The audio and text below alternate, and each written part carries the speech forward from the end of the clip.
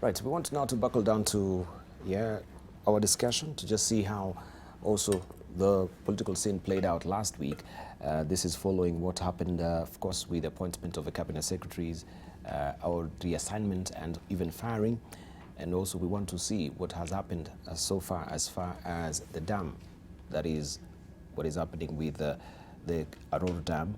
There is a new development, as you can see on the front page of the Daily Nation this morning, where the cabinet secretary has come forward to actually clarify this and saying no money has been lost. This is where 20 billion shillings went. Let me try and scroll up this headline so they can see it clearly. It says, Rotich, this is where 20 billion shillings dams cash went. So the question is a Tech 2 there? So was it 7 billion shillings or 20 billion shillings? Mr. Henry Rotich says up to 19.8 billion shillings has been paid to different firms involved in various ways with the Aror and Kimwarer Dam projects, the last payment being towards the end of last year. The amount is 1.2 billion shillings less the 21 billion shillings that the Directorate of Criminal Investigations is pursuing. And Mr. Rotich says the payments were largely fees paid out as part of the conditions to be met before work started on the dams. And you have a related picture there. This twist. It says Treasury admits that close to 20 billion shillings has been paid out to various firms in dams projects as man who witnessed contracts for Italian company face ignorance, and DCI Kinoti talks tough. The story is tucked away on page 6 of the Daily Nation this morning. So we want to hear from our panelists, and we'll begin with you, Okong'o. Do you think in any way this particular project is being politicized? And people have come forth with different figures and saying, oh, it is not the 21 billion shillings, it's just a measly, so to speak, 7 billion shillings.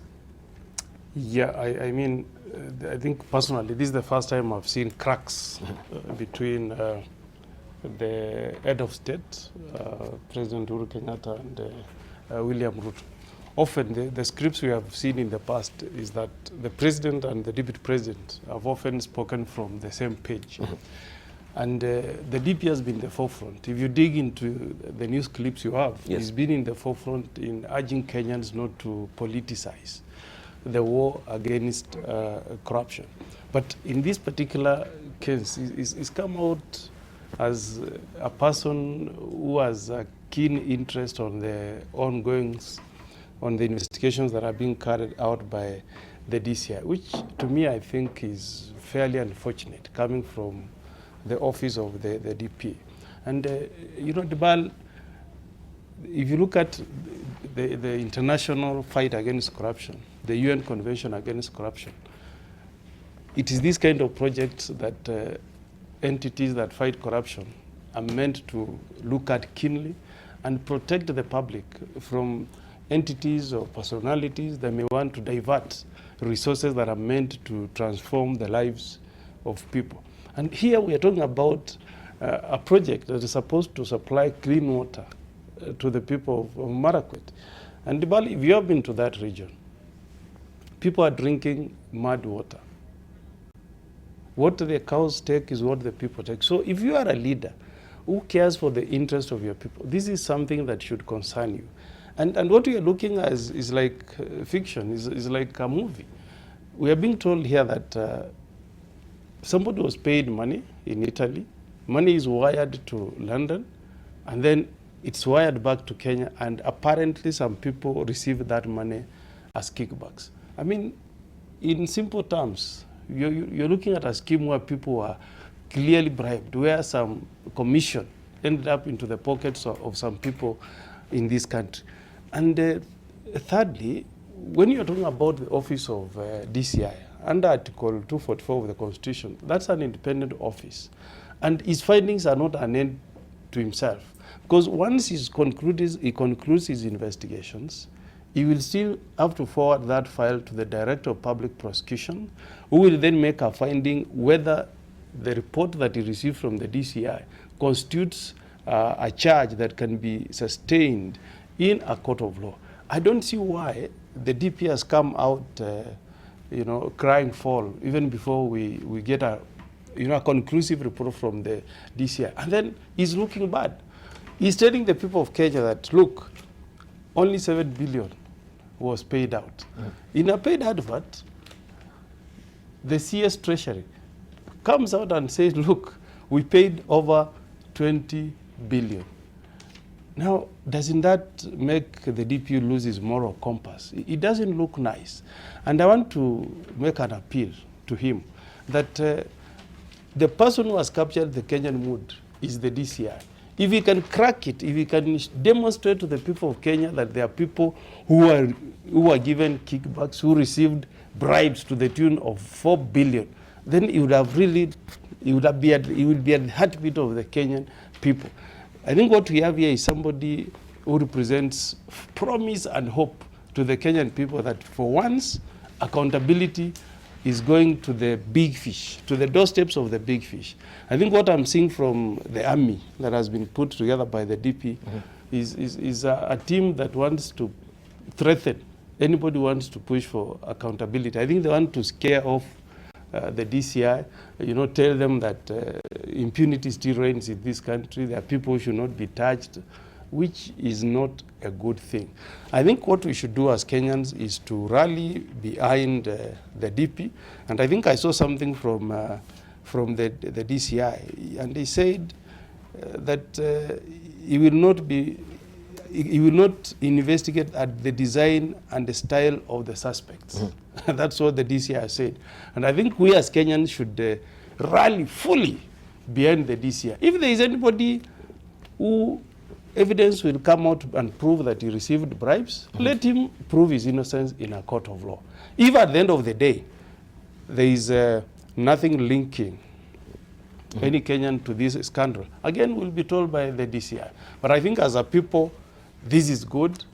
For once, there is hope among Kenyans that finally, we may crack it in the war against corruption.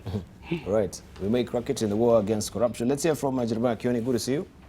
Thank you, Dibar. Once again, thank you for inviting me. I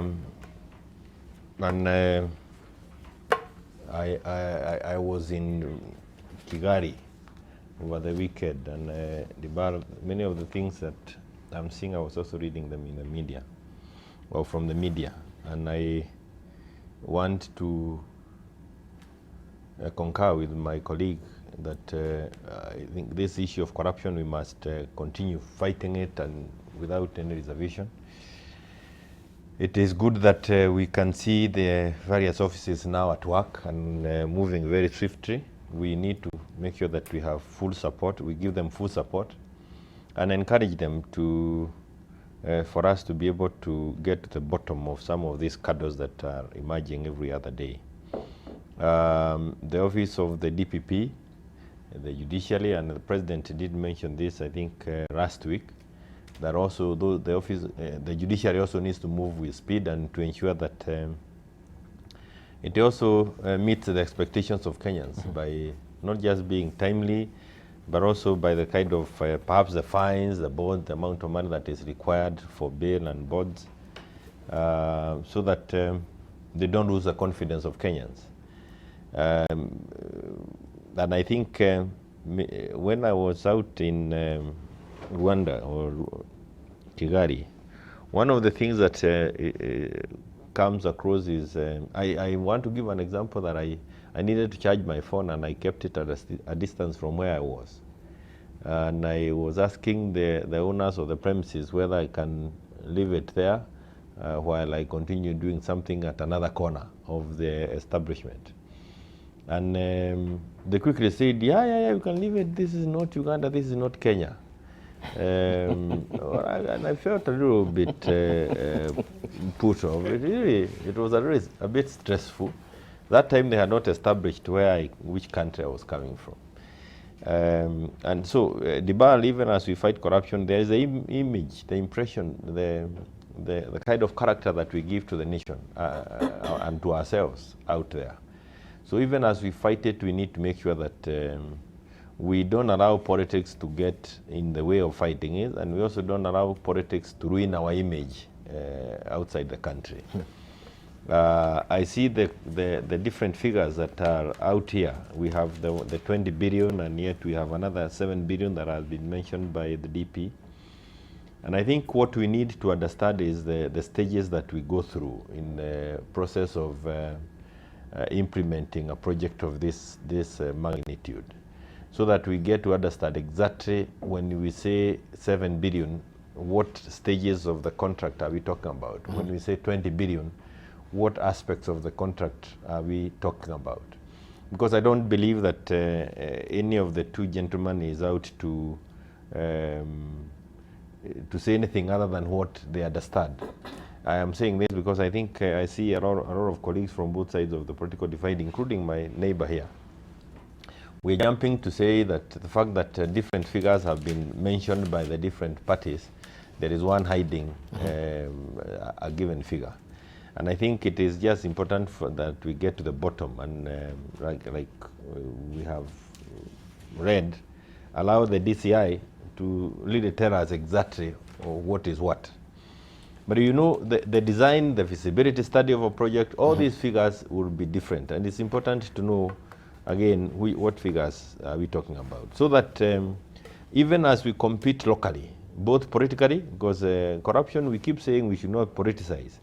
But you see, when you're fighting corruption, you cannot avoid the political angles that come with it. There are people who try to make political capital out of it. Even when we talk about CDF at the constituency level, your competitors would want to use it as a political point to prove that you are not worth the seat for reasons that perhaps money here and there has been lost. So we will not keep politics out of corruption battles. But what I want to underline is that if you go to page 15, I think, you will see an article done by the governor of Central Bank.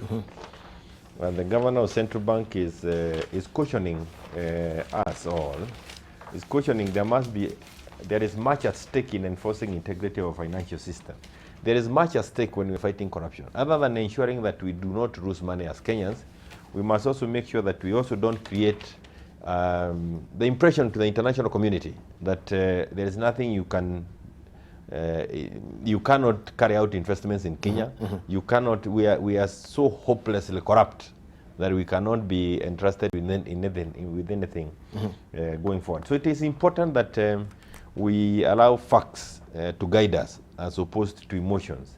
We must, you know, what the governor is saying as the conclusion, we must not relent in the effort to safeguard our financial system, and I'm sure, from potential and actual attacks. Yes. So we cannot stop from doing that, but we must make sure that we also don't scare away investors from coming into this country. Right, thank you. And because once we scare them away, again, the country suffers for low levels of investment and the rest. But I think we must also tone down the very heavy political statements that I see people saying so and so must resign. We cannot, the DP should not resign over this, the government should not be resigned over this. We must continue fighting corruption, but telling one side to resign is not going to be useful at that level. But I would rather we say very little on the figures, because we should be told of the figures by those people who are now investigating. Let it come out. Thank you. Let us learn from it. Right. But we want to continue apace with the conversation that is ongoing. This is about the dams scandal, new developments so far. Also, we have the CS who has come forward now to clarify about where the 21 billion shillings really went, and that's what's in the front page of the Daily Nation. But also inside the People Daily today, we have this particular splash, how CS forced KVDA to buy land at 6.3 billion shillings. So there's a CS also who was heavily involved on this particular scandal, so to speak, as it is right now. It is understood it to be a scandal until we get this clarification. And it says that a cabinet secretary used his position to force a state agency to buy at massively inflated price 300 acres of land he had bought to resettle people who were to be displaced by the construction of Aror and Aror Dams. According to a source privy to the deal, the CS picked the idea from a cabinet resolution which had sanctioned the land purchase proposal. The CS used proxies to buy a 300-acre bush land in Kerio Valley for 1 billion shillings from a senior from Rift Valley region, and later sold it to Kerio Valley Development Authority at 6.3 billion shillings just 2 months after purchasing it. Quote unquote here, it says the CS latched on the opportunity and bought the land and immediately entered into a deal with KVDA to purchase it, in the process making a whooping that supposed to be not a whooping but a whopping. So this is what People has put, a whopping 5.3 billion shillings, said the source, and you can read the rest of the story inside the People Daily this morning. And we're talking about the cabinet secretaries with corruption. Let's hear from Alice Wahome. This particular development, what's your take? I think I would like to look at this issue from the headlines. From the headlines? From the background of the headlines that I'm seeing. So which headline are you actually looking at? You know, I'm seeing at headlines reading Raila Ruto war explodes yet again.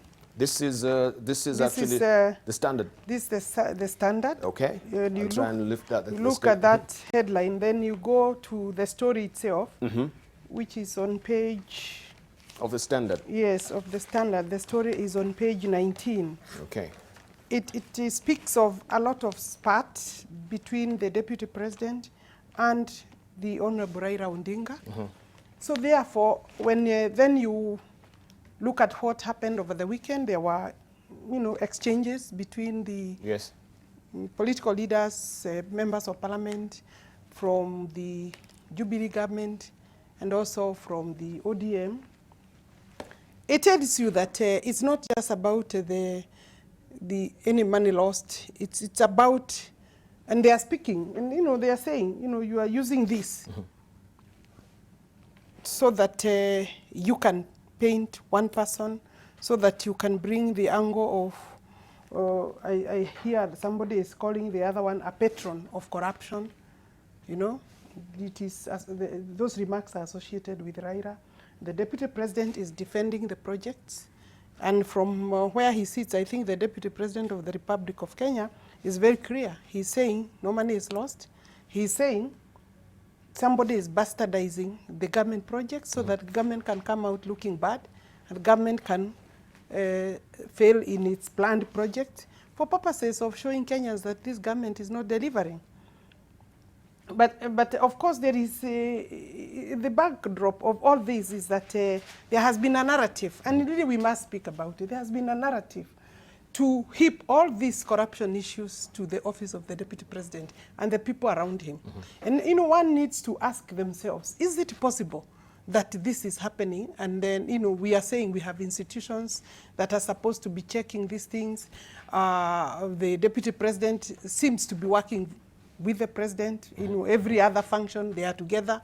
There is something that we are not being told. In my view, we have politicized this issue, and while Kinoti, the DPP want to do a good job, and I believe they want to do a good job, definitely they are going to be caught up in a network of issues that they don't know and they are not able to deal with. And it is not possible, in my view, that the Deputy President is wrong on the figures. I can see, the media also has its own way of reporting things, and there are a number of times that it has gone wrong. Because the Deputy President himself talked about 7 billion. We know the project is actually more than 7 billion. That is true. But it is not possible that all the monies of any project are paid at once. All right. But it is paid as a deposit. Let me finish. Because the contract even dictates how the payments will be done. The story on this page, where Rotich comes out and says it's 20 billion. The media is the one that is reporting. But he's not saying the 20 billion. The media is not able, in my view, to discern at what stages that money has been paid. If you look at, I've read one place where they are saying the money is paid out so far. Our money is paid out before the work, as far as the contract is concerned, before the work starts. Design itself, investigations for this kind of projects, it's a huge work.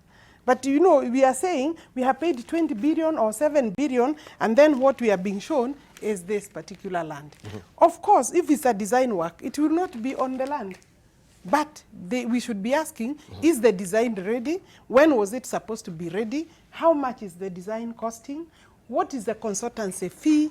What are the preliminary preparations required to come up with this project? Right. And we're not talking about one project. We are actually talking about very, very many projects, Right, but you can attached see together. Right. So the investigations. This is where we get all the confusion. This is where we get all the confusion. Because and the deputy, who no, just a moment. We have the deputy president going full steam ahead and saying this is actually 7 billion shillings. We have Rotich coming again and saying it's actually 20 billion shillings. Rotich negates Ruto on dam scam. Why is the government not seeing eye to eye on the same issue? Right? And he asked a very pertinent question. I mean, who is the accounting officer? Is it the deputy president or actually the deputy president, where he himself? sits, he's extremely informed in terms of how much has been spent, for what purpose. And you see, in fact, I had one person asking, why should the deputy president be answering? Yep. I think even the president normally answers, especially when things reach a point where Kenyans are concerned. Because eventually, the buck will stop at those offices. Right. So in my view, I refuse, because I have seen and I have heard very many things being said about what will happen, what will be done to the deputy president. They are even preparing to say that they will be taking him to court. I mean, you know, this is all politics. Who are saying they'll take him to court? I don't have the names, but I know that is part of the strategy. So that to just mess up his name. I mean, people are afraid. Why can't, you know, let me ask you, where is the opposition in this? Where is the opposition? Is the opposition in government, or is the opposition checking the government? Mm-hmm. Is the opposition not right inside the government right now? This country is actually living in a fraudulent state, because while we as a constitutional arrangement country, we have an opposition that is supposed to be... If the opposition is in government, so they have to be mealy-mouthed about what the ails or what bedevils this country. I think the conspiracy that is happening there is between the government, part of the government, and the opposition to demonize the deputy president. And I'm very clear about this. You see, we should let Kinoti then come up with the investigations. What stage are the investigations? The media is all over. This case has been determined. All right. Yeah, this so case if the has investigation is ongoing, the question will be again, if the investigation is ongoing, then why will the deputy president really come forth and speak about the same issue? Because the media has already published a lot of information, and Kenyans would want a response. Yes. All right. And possibly this information is being leaked, maybe by the office of the director. Who is leaking the information? Who is bringing the information? Which director? And not leaking whether it's good or bad, but who is bringing the information at this stage, and for what purpose, and who is actually arranging all these responses from the media. Fantastic. Let's see from Okong'o Mogeni, you hold with a view, you think this is being politicized, and the opposition also is not in the spirit of handshake. So this is not handshake completely. This is destruction. You know, Dibal, this country is, we are a very interesting country. And I was in church yesterday, and you know, a preacher was talking about these kind of scandals. And he said he wants to remind us, politicians, that the 8th commandment says, thou shalt not steal. And I think what Kinoti is doing is trying to keep in line with that commandment. He's trying to say that if there is anybody who has stolen from the people of Kenya, I'll go after him. But you know, Dibal, let's bring this issue to the public domain. You're talking about a situation where a cabinet sits and designs a project in terms of building dams in Aror and Kimwarer. And then it is alleged that a cabinet secretary who was in that meeting quickly picked the idea. He went to Marakwet, he bought land for 1B, and then 3 months down the line, he resold this land to the government through Kerio Valley Development Authority at shilling 6.3B. And in the process, he made 5B. Now, if in a country like Kenya, you want to tell us that such a CS should continue occupying office, then we should all sing for the coming of Jesus Christ. And this is insider trading. That is insider trading. That's insider trading. You are peddling influence. You pick an idea from your privileged position as a CS, and then you quickly rush out there and in collusion with another leader, a senator, you buy the land and then you sell it back to government and you make 5B as profit. I mean, honestly, that's not somebody who should be occupying any government position. We cannot say that is politics. However you look at it, it can never be politics. That is inappropriate conduct. That's not somebody should be holding a public office. That is somebody, the Constitution of Kenya 2010, chapter 6, does not want to see continuing being in office. And if you read this country, ask yourself, Dibal, you are building a dam. If you read the people, page 6, somebody was told to supply wine. Yes. Worth 15 million. What does wine got to do with building of a dam? If you read down there, there is cutlery worth 8 million. What does that got to do with the building of a dam? Yeah, that is 8 million Yeah. to an office in Eldoret. Yes. Well, another delivered towels worth Towels 22 worth million 22 after million. CMC Ravenna constructed them. You cannot fault Kinoti. There is something that stinks there. All right. If you go to Nation, Dibal, the person who is alleged to have signed this contract actually said he had long left working for CMC. Mr. Cabro says that by the time that contract was being signed, he had left and was working in Zambia. In Zambia. Now, isn't that something that stinks? What kind of politics can you read on a very good investigator like the DCI, who's bringing all these things to the public limelight? Dibal, this is something that should ache the conscience of all Kenyans. In fact, if you remember last week, the president was somewhere in Kiambu, and he warned the judiciary. He said, guys, if you don't deal with this issue of corruption decisively, you are courting a revolution. I mean, this is annoying, Dibal, and I think any of us who is a leader should be worried that if we continue with these kind of scandals, Dibal, this country will never achieve its dreams of Vision 2030. It will even be impossible to achieve the 4 key pillars in President Uhuru's vision in the second term. So I think, in all fairness, let's not introduce politics in a matter like this. All right. You think we can uncouple politics from this if there is a revelation of 5 billion shillings being blotted? I want to tell my colleague that you cannot divorce politics from this, because politics will be used to fight. If any person with potential, who has an interest in politics, if you want to move on to the next office, if you want to even retain the office that you are holding, you would expect that anything that happens around you would be turned into politics.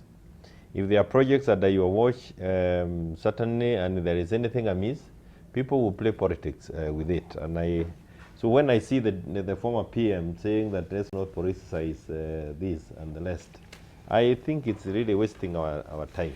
And even when I see other colleagues in Jubilee also saying that let's not allow politics into this, I think it's just hot air.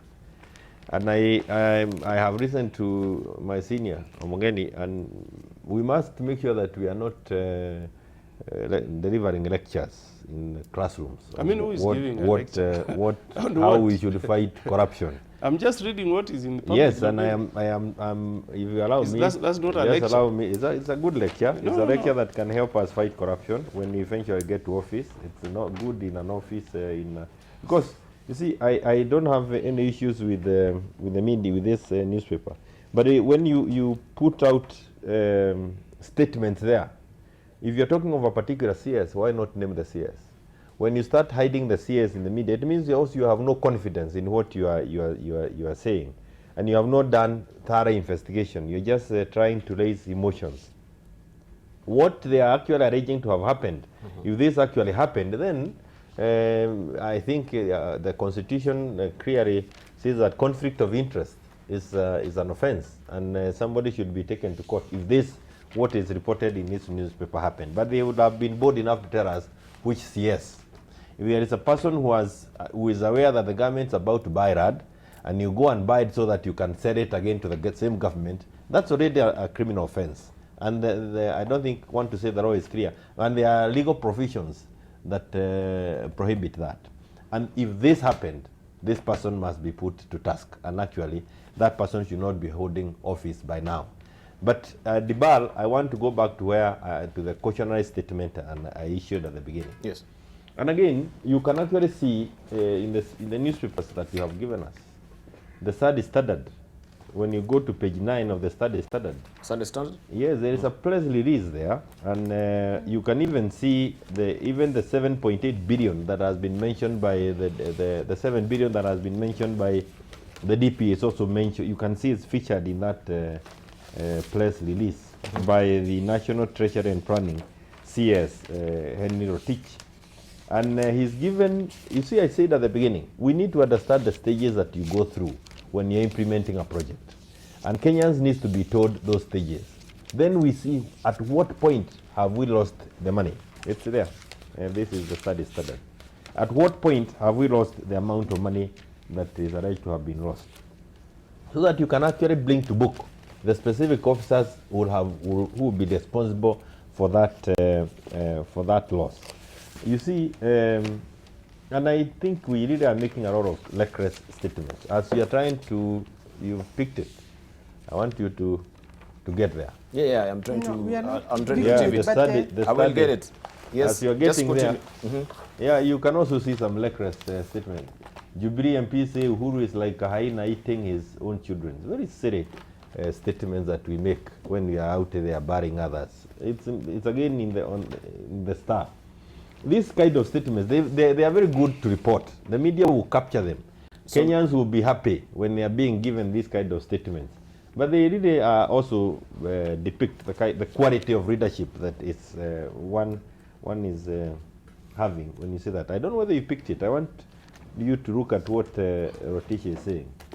And he's saying it is important to note that the above fees were paid to various actors and not just the contractor.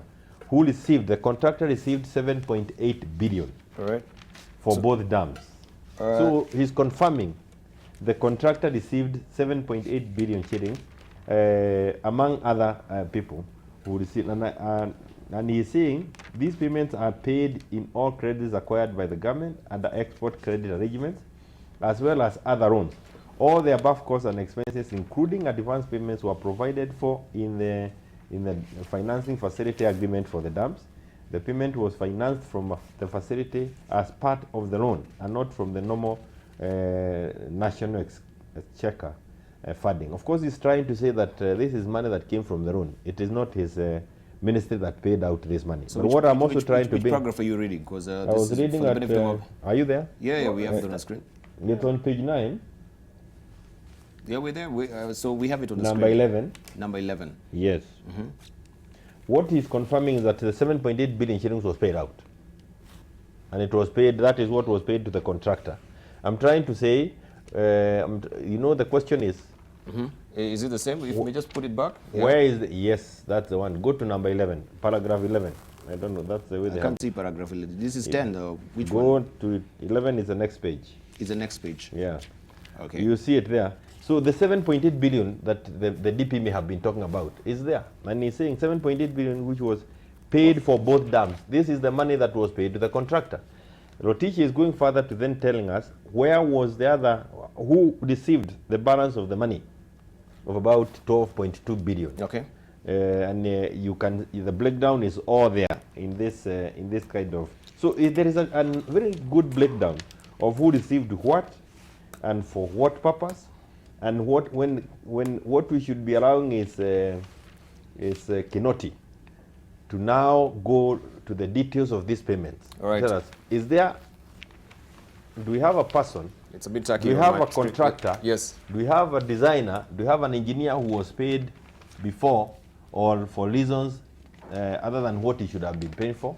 If we have insider trading like the 6.3 billion, yes, we need that CS put to book. And I hope we can get the name of the CS. And if the CS is there, he knows himself he should resign. Because already this is insider trading. But again, don't lose sight of the conclusion. You can't get it, but let me read it. Of what Rotich. In conclusion, We would like to stress that all projects, whether domestic or externally funded, are implemented in strict adherence to the law and in accordance with the commercial and financing agreements. In this particular case, if there were any breaches, the ongoing investigations will capture them. More important, any information provided to the public through the media should be accurate and credible. The National Treasury stands ready to provide any required information with regard to the financing of the project. I am saying this, Diba. We must start. We must all start and support the fight against corruption. I am saying also that we should not keep telling Kenyans that keep politics out of it. Politics will be net, without doubt. If you are looking at 2022 like the DP is looking at, he certainly should expect any other person who has interest, declared or otherwise, to use any reason to try and get him out of the way. And that's why you can see people saying, let us get him to resign, or the Jubilee government to resign. And equally, even the former Prime Minister should expect to get attacked on anything that comes his way. And then, but what is important is to allow, one is that when we are reporting, we should be accurate. Let us not just pick on the sensational statements that are made and leave out the preambles, because in sensational reporting, of course, you sell. But let's also make sure that we allow Kinoti to go to the depth of this. Let's support the president in fighting corruption. Okay. And let us also not, let's not just sensationalize it. It hurts us also at the international platform. It may benefit you politically today, but the Kenyans will suffer in the long run. Dibal, we must also now look for ways of making it a criminal offense when you report things that are not accurate. Remember, NYS Kado, we were told 68 billion shillings was lost. What we have in court are people who've been sued for 21 million shillings, 30 million shillings, nothing like 68 billion. Where is the 68 billion? And I think this is the aspect that the DP was trying to address. When you tell Kenyans that we are losing in terms of billions, and it's good to let them know, but we need to be factual. Let's not just talk about the sensational figure. When we see that these figures have been insured, again, I think good reporting, I don't know, you are the one who is in the journalist. Good reporting would be helping us to see, but the fact is, if we are losing, let us bring it out. But if we are not losing, don't leave us looking so bad like Kenyans. Every time you are out of the country, it's like another thief has landed in this country. Be careful. It is not useful. And it will hurt you, it will hurt your children, it will hurt anybody going forward in this country. This same newspaper last week reported of money lost through CDF. Yeah, we'll come. And Just a moment. I need to tie this up so that I can We'll finish. come to it. We'll come to it. As you're saying it, let me just tie this, Dibar. I just want us to finish. Yes. Yes, as I finish. What was the report? CDF money has been lost. And it's true it has been lost. But they failed to say what term. They could not have the courage of saying it was the 2017 audit report. This is the 2017 audit report. Up to June 2017 audit report. So they leave it sensational because if it is touching current members of parliament, it sells more. But that has nothing to do with the current members of parliament. This is money that was lost in the previous term. So these finer details needs to be brought out so that Kenyans can also be well informed. So is it leaving them emotionally charged? And then, you know, no, but we need also to take a keener look on what is happening with the CDF, because it's without doubt.